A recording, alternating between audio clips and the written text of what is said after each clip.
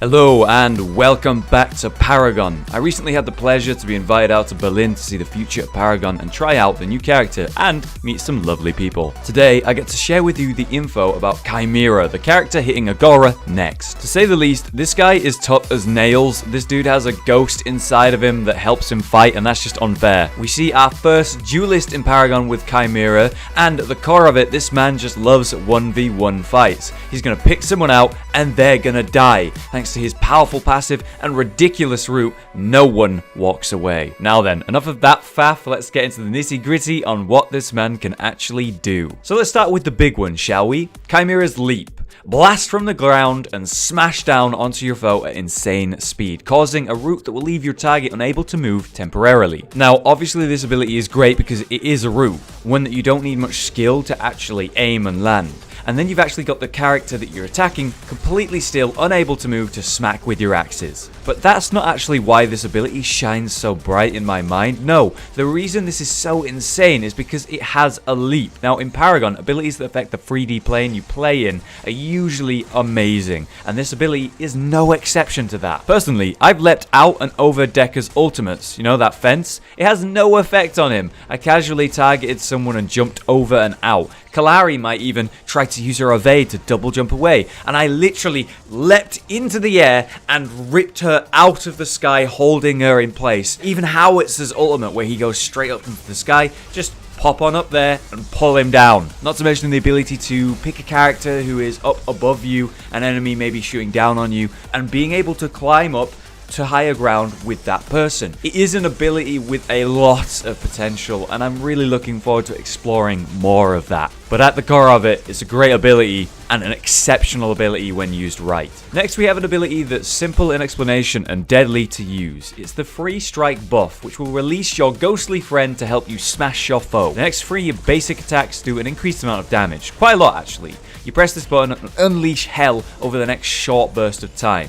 This needs to be timed right, however, because if you time it wrong, you might find that you're not next to someone to actually swing these attacks, and you'll feel pretty awkward. Most of the time, you're going to see people root someone, then press this ability, because they're not able to move away from him, meaning they get these attacks off for the increased damage. So as someone fighting KHAIMERA, you might want to choose this moment to stun him. Next, the core of KHAIMERA. His amazing ability to stay in a fight is thanks to his next ability, which is actually a passive. Spirit Regeneration causes KHAIMERA's basic attacks to give him stacks of temporary health regen. This stacks infinitely. That's right, the more you swing, the more health regen you get. The faster you attack, the faster you become harder to kill. Think about the way Rampage's ult currently works with its insane health regen. Now, it's slower to start than that, but if you can attack fast enough, or enough overall, it'll reach that amazing level of health regen, and you'll become insanely hard to kill. Now, this ability sounds like the most overpowered thing ever, and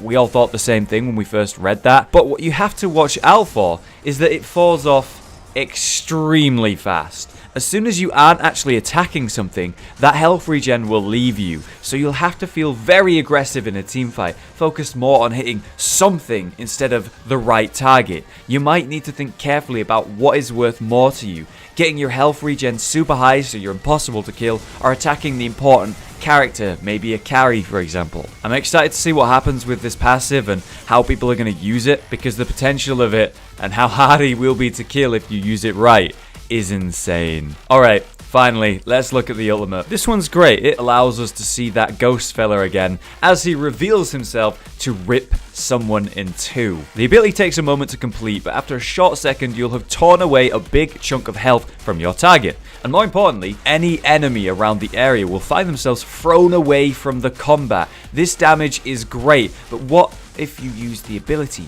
to separate a carry from his team? Whether you place that carry in the middle of your team, or even just away from the fight.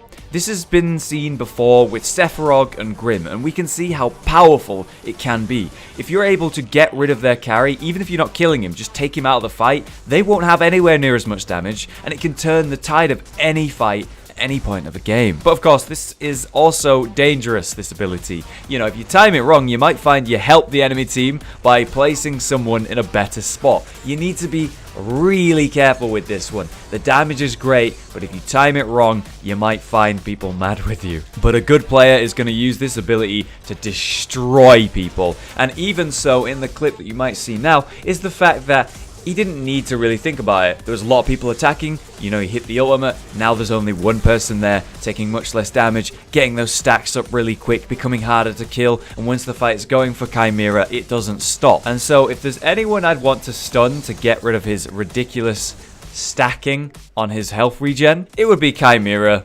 You probably want to stun this guy. But that's it for KHAIMERA. I hope you find yourself excited to try him. I'm looking forward to playing him again when he is released on June 21st. Paragon has a lot of big changes coming.